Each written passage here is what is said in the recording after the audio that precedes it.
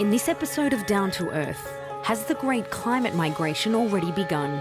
Sea level rise, extreme weather and drought. Thousands are driven across borders. We had nothing. We were so hungry we used rocks attached to a cord and tied it around our stomach to ease the pain. By 2050, 200 million people could be displaced by the environment. Where will they go? There's no refugee status for victims of climate change.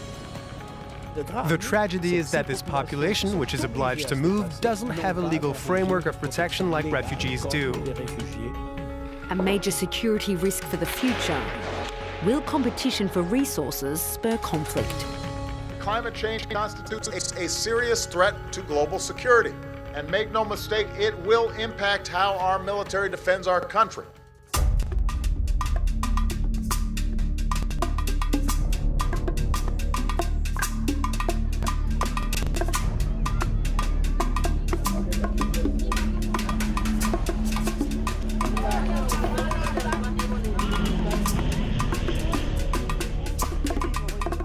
We're down to earth in far northwest Kenya, on a land that has welcomed 180,000 people in the last 2 decades. Most have fled violence in their war-torn countries, but a smaller proportion are here because their homeland has changed. The climate no longer supports a livelihood, and so they cross the border and end up here in a refugee camp. We call them environmental migrants. They play football after school as their mother watches on. Amina and her 5 children arrived in Kenya from Somalia in 2011. The journey included 20 days with no food, stranded in the jungle. We spotted a dead camel by the riverbed. We decided to eat it, and it made the children sick. They had severe diarrhea and started vomiting after eating the meat, but we still ate it. After 20 days of hardship, a truck arrived and offered to take us to the Kenyan border. Amina left behind her the Horn of Africa's most crushing drought in 60 years. 260,000 people died in Somalia alone, half of them young children. There's nothing to eat in a drought. It's a famine, and there's no rain. If it doesn't rain, how can we grow any food? The land doesn't produce anything, so we're starving. Kenya has a reputation as a generous host country. In 2015, nearly 500,000 Somalians will be sheltered, fed and treated in Kenyan refugee camps. Because of the war back home, they're given automatic refuge, but it's not always the real reason they're here. A lot of people now are being displaced in the refugee camps, not only because of conflict, but because of drought. They are coming to seek assistance in terms of water, food, health care, and of course, education for their children, because in the camp, at least there is some level of services which are being provided that meets the humanitarian standards. Can we expect to see more people arriving in Kenyan refugee camps because of the climate back at home? Yes, because right now, because of unpredictable climatic condition, the changes in climate, more and more refugees are expected to arrive in this camp, in other camps of in the Horn of Africa, and we are getting ready to be able to respond. Ask any of the refugees why they're here and they'll tell you life is impossible in Somalia. Is it the conflict or the drought? For 29-year-old Ibrahim and his family, it's both. When the famine started, there were people with weapons who blocked the road. Whenever they were hungry, they would come and attack us farmers. They would take our belongings, our possessions. We had nothing. We were so hungry that we used rocks attached to a cord and tied it around our stomach to ease the pain.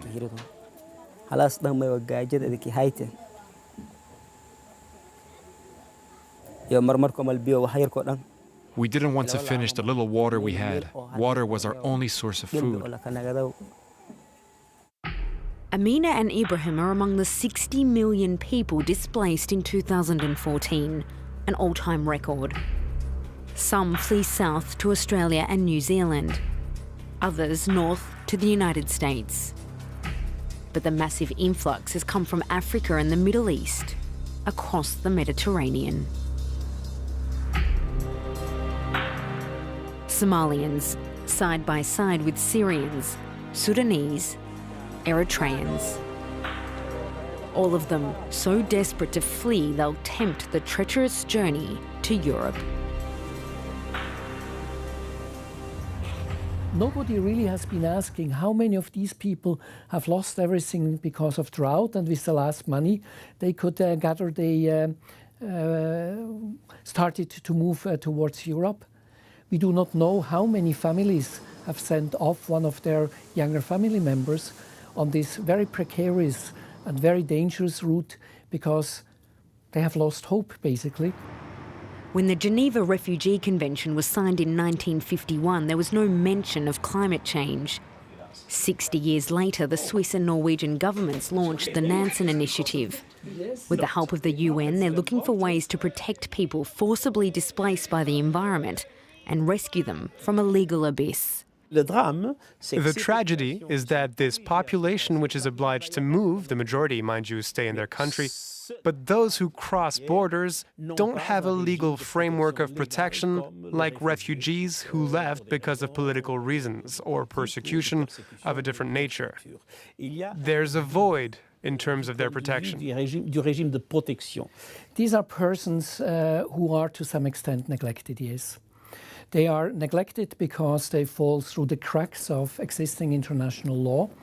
And we see that, for instance, insofar as when we're talking about people moving across borders, we don't have specific exact figures. And the reason is what is not defined is not being counted. It's often difficult to determine why these migrants are moving.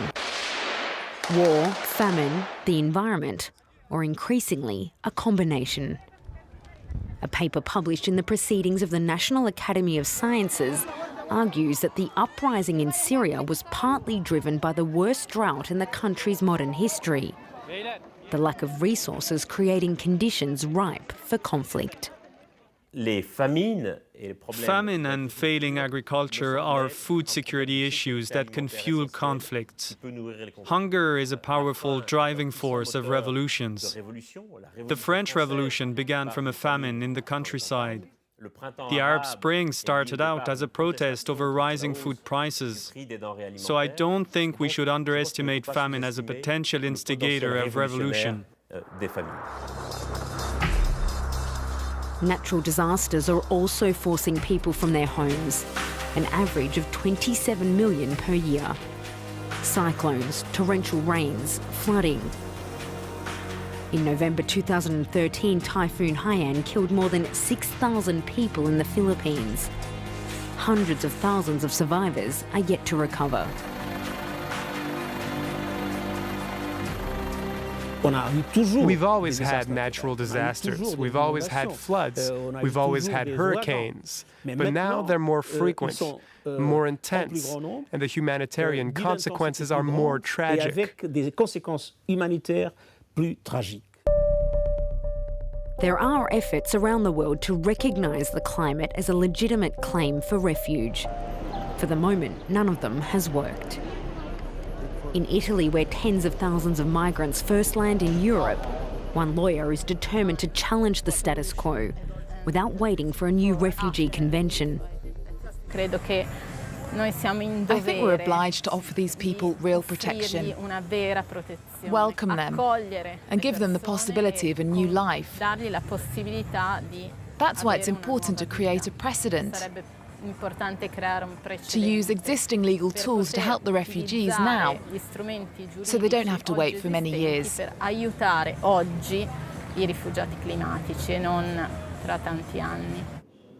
Mohammed Punchu is among those who needs help now. The 26-year-old from Bangladesh learns Italian while awaiting the outcome of his appeal for asylum. He landed in Italy last year after 5 days at sea, leaving behind the difficult life of a farmer. In Bangladesh, there's a lot of rain, and when it rains, the river bursts, and the sides of the river overflow. The river's very strong, and it takes the land, grabs it, and drags it into the ocean with force. This is what I used to see. When the rivers rise in Bangladesh, so too does the tension. One day a group of men ordered Mohammed's family give up their land. When his father and brother refused, they were killed. As his lawyer, Anna says he is a victim of climate change. Obviously, it's not a direct link. But because of climate change, there is less land available. And the consequence is that there is more violence within the community.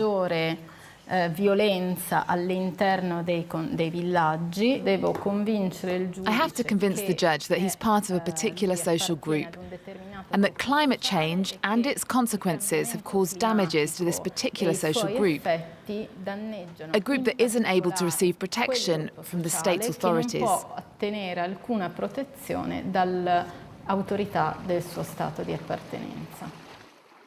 Less rapid than a flash flood, but with equally dramatic consequences.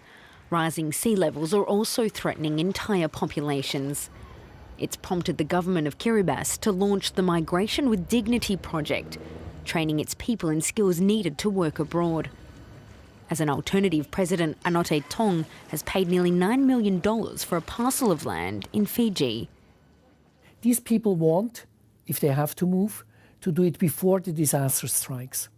They want to be, if it's necessary as a measure of last recourse, to be relocated in organized ways so that they can participate.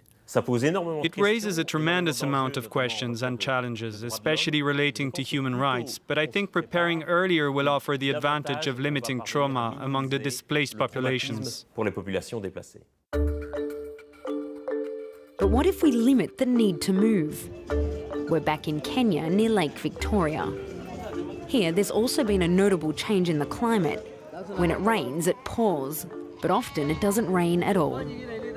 The solution in the community of Nyando is to turn the village into a lab. This here is known as a climate-smart farm filled with new varieties of local crops like these cowpeas. Bred by scientists, they can withstand those long reoccurring dry spells as well as flooding, the latest arsenal in the long-running combat with climate change. Today's class for local farmers has a familiar theme. Thank you very much for coming. Now, why we are here is, climate change. All of us know that climate has changed. What can we do about it? Here, the participants are taught how to grow crop varieties naturally selected because of their ability to thrive in the current conditions. They learn when to plant, how to space seeds, and ultimately maximise their harvest. You are a good student. Farmers here like to eat cowpeas, a bean-like vegetable previously adapted to this climate. Now they're encouraged to grow a new hybrid variety. Previously, where rainfall would be available for about 90 days, now it's available for a shorter period, and therefore these crops can end up growing within a 60-day period and have a better yield coming out of it, so which basically means they help the farmers have that kind of resilience. Smart breeds of plants, but also animals. This powerful-looking goat with a pure white coat is being crossed with the local variety. Hailing from Kenya's arid far north, the Gala can tolerate heat and drought and matures more quickly. Its nickname, the super goat. When you compare a local East African goat and a Gala goat, you will realize that the weight of the local East African goat is about half of the Gala goat. So this gives an idea of how the Gala goats can thrive within this kind of environment. At the market, a local goat crossed with a Gala attracts double the price of ordinary goats. They're so popular, the crossbreeds are expected to replace the other varieties in the next 5 years. The community of Nyando is now better braced to endure the next episode of drought. Not all Kenyans are in the same position. Back in Kakuma, we meet the Turkana, a nomadic tribe that shares this desertic land with the refugees. Normally, this community would be moving their animals, but they've lost them to the drought. Now their only source of water, the few wells built by aid agencies. Their only source of income, charcoal and firewood, which they sell to the refugees.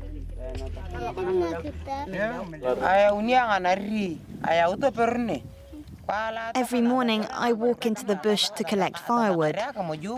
I bring it back here from the hills and organize it into these bundles, and then take them to the refugee camp. For every bundle, I get 1 cup of food. I put it all in a bag, I bring it home, cook for my children, sleep, and then do it all again tomorrow. The Turkana are the country's poorest tribe. Because they're from Kenya, not war-riddled Somalia, they're excluded from the benefits of the nearby camp. These now stationary nomads look at the refugees with envy.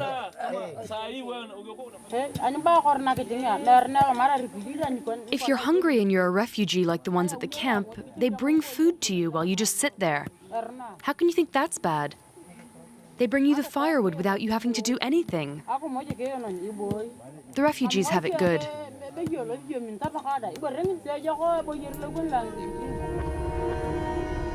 Not everyone affected by climate change will cross a border. Whether they're Turkana, Somalian or Bangladeshi, these people will seek protection. A refuge for the short term or much longer, when returning home is not